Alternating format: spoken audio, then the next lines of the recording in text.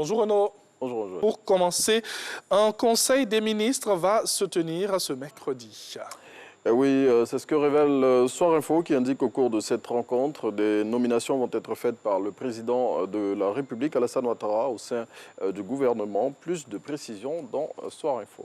Deuxième information, retour en Côte d'Ivoire de Laurent Gbagbo. Ses partisans souhaitent l'implication de toutes les forces politiques nationales. Oui, et particulièrement celle du Rassemblement des Oufouettistes pour la démocratie et la paix. Les disciples de l'ex-chef d'État l'ont clairement signifié au parti au pouvoir selon l'Inter et au dire du confrère qui cite les proches du fondateur du Front populaire ivoirien. Après le PDCI, l'implication du RHDP dans les préparatifs du retour en Côte d'Ivoire de Laurent Gbagbo vont donner la preuve que les fils et filles de la Côte d'Ivoire sont dans une dynamique véritable de paix et de réconciliation nationale.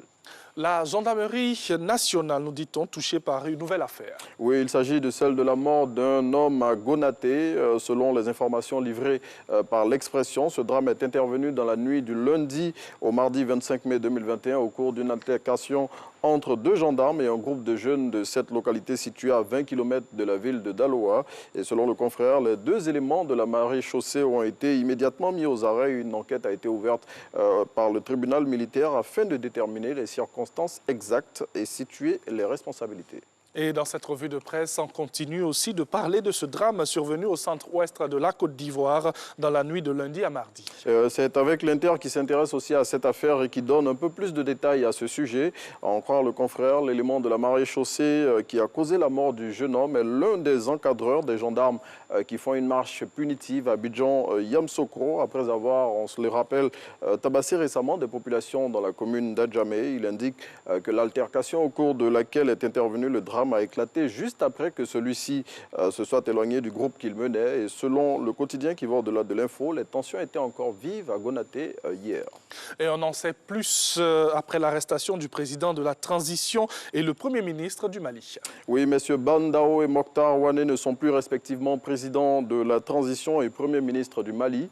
Ils ont été déchus de leurs fonctions par les militaires conduits par le colonel Assimi Goïta qui les accuse d'avoir enfreint la charte de la transition. Les militaires ont assuré que le processus de transition suivra son cours normal et que les élections prévues se tiendront courant 2022. Ce nouveau renversement de pouvoir, il faut le savoir, a été unanimement condamné par la communauté internationale. Il intervient 9 mois après celui qui avait renversé le président Ibrahim Boubacar Keïta. C'était le 18 août 2020. Et on referme cette revue de presse avec un chiffre. 500 000, c'est le nombre de doses de vaccins contre la Covid-19 administrées aux populations sur l'ensemble du territoire national depuis le lancement de la campagne de vaccination contre la pandémie. C'était le 1er mars 2021, selon le ministère de la Santé. Et on a envie de vous dire de vous faire vacciner, c'est important. Très important. Merci beaucoup Renaud. Merci, Angela. Et puis on va se retrouver tout à l'heure pour poursuivre la journée. Oui. Journée encore de travail.